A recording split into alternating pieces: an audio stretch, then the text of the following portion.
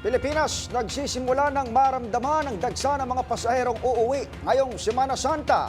Sa Parañaque Integrated Terminal Exchange, nagpalipas na ng gabi ang ilang mga mananakay dahil sa fully booked na mga biyahe.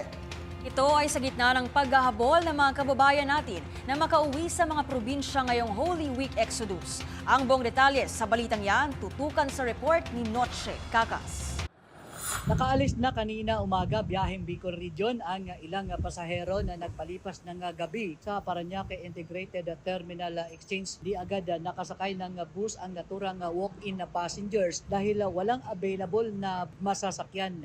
Pagtitiyak ito ng pamunuan ng PITX matapos maubusan ng slot o ticket kagabi. Paliwanag ni PITX Corporate Affairs Officer Colina Calbasa, marami kasi ang nag-advance sa booking kung kaya hindi na nakaabot ang ibang pasahero para makaalis. Sa kaugnay nito, humingi naman ng paumanhin ang pamunuan ng PITX sa mga apektadong pasahero. Banggit ni Calbasa, inaasahang papalo sa 150,000 foot traffic sa PITX ngayong araw. Para sa MBC TV Network News, ako si Noche Cacas, sama-sama tayo, Pilipino.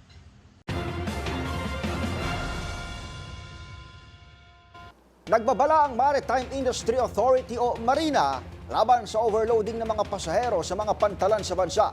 Ayon sa opisyal nitong si Engineer Ronaldo Bandalaria, ito'y upang matiyak ang kaligtasan ng mga uuwi sa kanilang probinsya ngayong Semana Santa. Ang mga detalye, alamin sa report ni Arnold Herrera. Nagbabala ang Maritime Industry Authority o Marina kontra sa overloading ng mga pasahero sa mga pantalan sa bansa ngayong Semana Santa. Sa panayam sa damdaming bayan, mahigpit na ipinaalala ni Engineer Ronaldo Bandalaria, Enforcement Service Director 2 ng Marina, sa mga kapitan ang kanilang responsibilidad na tiyakin na hindi lalampas sa itinakdang bilang ang mga pasaherong makasasakay sa mga barko.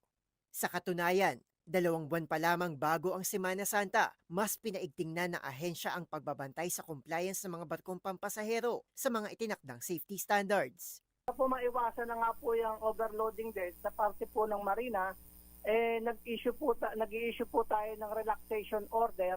Ibig sabihin po, kapag na-reach na po yung tamang otorisadong pasahero sa isang barko, kahit po wala pa doon po sa tinatawag nilang schedule sa CPC nila, ay pwede na pong maglayag ang naturang barko. Katuwang din anya nila ang Philippine Coast Guard sa pagtitiyak na wasto at tugma ang bilang ng pasahero sa nakasaad sa manipesto ng barko. Samantala, nagbabala naman ito sa mga kapitan na mahuhuling nag-overload ng mga pasahero. Bilang isang regulatory agency po, sa Maritime, mga barko po natin ay mayroon pong tinatawag na prangkisa, yung sinatawag na CPC or Certificate of Public Convenience. So, judicial body po, quasi-judicial body po ang Marina, at dyan po ay may mga administratibo po tayong penalty sanctions na ginagawa sa mga ganyang violation po. Gayunpaman, nagpaalala rin si Bandalaria sa mga pasahero na sumunod sa mga patakaran sa mga pantalan para sa mas ligtas na paggunita ng Semana Santa. Para sa MBC TV Network News, ito si Arnold Herrera. Sama-sama tayo, Pilipino. Ramdam nyo na ba ang init? Ngayong summer, uso na naman ang hashtag #BeatTheHeat. Kaya naman marami na ang mga may planong outing sa beach upang maibsa ng init. Ngunit kakibat naman ito ay ang pagkakaroon ng karaniwang sakit sa balat na tinatawag na sunburn. Kaya naman upang ma-enjoy pa rin ang outing, may mga tips at home remedies ang mga eksperto upang maibsan at maiwasan ang pagkakaroon ng sunburn. Alamin natin yan sa Expert's Opinion Report ni Rovic Manuel. Mga home remedy para gamutin ang sunburn, alamin. Ngayong panahon na naman ng tag-init, kanya-kanya na tayo ng paraan para maibsan ito. At isa na nga sa pinakatinatangkilik ng mga Pinoy ay ang mga outdoor at water activities. Ngunit isa na nga sa kaakibat nito ay ang karaniwan ng pagkakaroon ng tinatawag na sunburn o sunog sa balat dulot ng pagka-expose ng ilang oras sa ultraviolet light mula sa sikat ng araw o kaya naman sa mga artificial na ilaw. Ilan nga sa mga tanda ng pagkakaroon nito ay ang namumulang balat na masakit o mahapdi kapag hinahawakan, mainit sa pakiramdam, may pamamaga at namamasang palto sa ating balat. Maaari ding makaramdam ng sakit ng ulo, lagnat, pagkahilo at pagkapagod kung malala ang naging sunog sa ating mga balat. Kaya naman narito ang ilang mga paraan at home remedies na maaaring gawin upang mapabilis ang paghilom at maibsan ng sakit dulot ng sunburn. Ayon sa American Academy of Dermatology, ang pagpapahid ng aloe vera o moisturizing lotion sa ating balat ang isa sa pinakamadalas at mainam na gamitin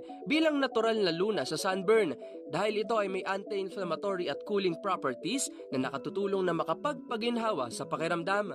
Maaari rin daw na mag-cold compress o cool bath sa loob ng 15 to 20 minutes upang makatulong naman sa pagbabawas ng pamamaga at sakit dulot ng sunog sa balat. Nagbibigay din daw ng lunas ang pagbababad ng gata sa balat dahil ito ay naglalaman ng lactic acid na maaaring makatulong sa pag-exfoliate ng dead cells sa balat. At ang huli ay ang pagpapahid ng langis ng niyog sa balat dahil ito ay nagbibigay rin ng anti-inflammatory at antimicrobial properties.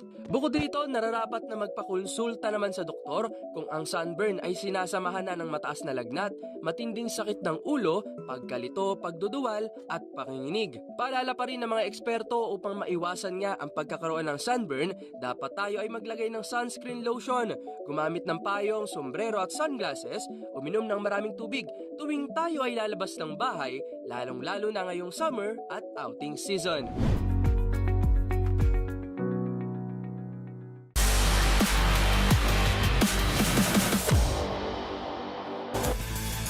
Sa mundo ng football, bigo na naman ang Philippine Men's National Football Team na makuha ang panalo sa kamay ng Iraq matapos itong talunin sa harap ng 10,000 home crowd with 5-0 score. Ang naging takbo ng laro sa report na ito. Nabigo ang Philippine Men's National Football Team na makuha ang una sana nitong panalo sa 2026 FIFA World Cup qualifiers matapos dominahin ng Iraq sa score na 5-0.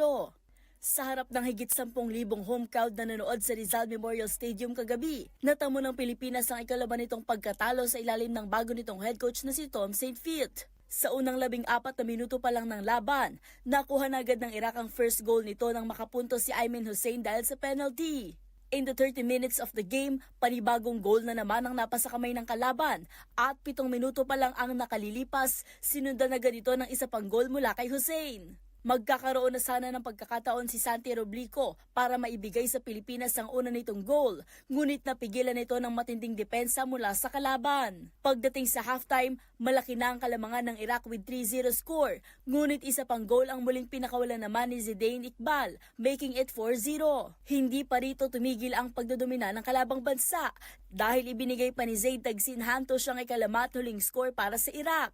Matatanda ang sa unang pagtatapat ng Pinas at Iraq noong nakaraang linggo sa baluarte ng kalabang bansa, natalo rin ang Philippine team in 1-0 match. Sunod na makakaharap ng nationals ang Vietnam at Indonesia sa June para sa final window ng kasalukuyang round. At tanging top 2 teams sa dulo ng round ang siyang aabante sa third round ng FIFA World Cup qualifiers at makakakuha ng ticket sa 2027 Asia Cup.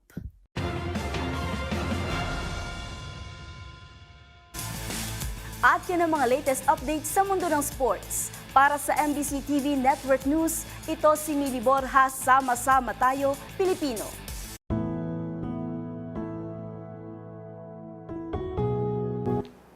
Huwag kalimutang magnilay o mag-reflect ngayong Semana Santa. Yan ang paalala ni Divine Word Missionary Father Jerry Orbos sa panayam ng DZRH. Ayon kay Father Orbos, mahalagang isa puso ang tinatawag na 3 R's ngayong Holy Week o yung relax, reflect at renew. Yung 3 R's sa Holy Week, the first R po yung relax, rest. Marami sa atin overwork. So maraming nagpapahinga, walang trabaho. Mga iba siguro nag-abroad o nag-Boracay, whatever. Don't forget yung R na susunod yung reflect at pinilay. So wag na kalimutan. Hindi lang bakasyon ito po. And hopefully yung third R, renew, na recharge tayo. Ayon kay Father Orbos, kailangan din na mag-focus ang tao sa Diyos at hindi lang sa sarili at mahalaga kung mula sa puso ang pagdarasal. Binigyan din ni Father Jerry ang kahalagahan ng pagkakaroon ng sincero, taimtim at mapagkumbabang puso. Basta sincere, humble heart. Yun po sigurang nais ko emphasize. Ano man ang mga devotion natin, kahit simple lang, kahit saglit lang, pero yung galing sa puso at sincero at taimtim at mapakumbabang puso. Yan po ang tinitigan, hinahanap ng Panginoon sa ating lahat. At yan na ho ang mga nakalap naming balita ngayong Miyerkules Santo. Ito po si Edniel Parruso. At partner, bilang pagunita sa Semana Santa ngayong taon, pansamantala muna kaming mawawala pero manatiling nakatutok sa mga social media platforms ng DZRH para sa mga balitang dapat ninyong malaman. At ito naman si Pamela Adriano. Magkita-kita tayong muli sa susunod na Lunes o sa susunod na Linggo, araw ng Lunes, matapos ang Pasko ng Pagkabuhay para sa mga balitang makabuluhan, mga kwentong makapangyarihan. Hatid ng boses ng Pilipino para sa Pilipino. Ito ang MBC TV Network News. Sama-sama tayo, Pilipino.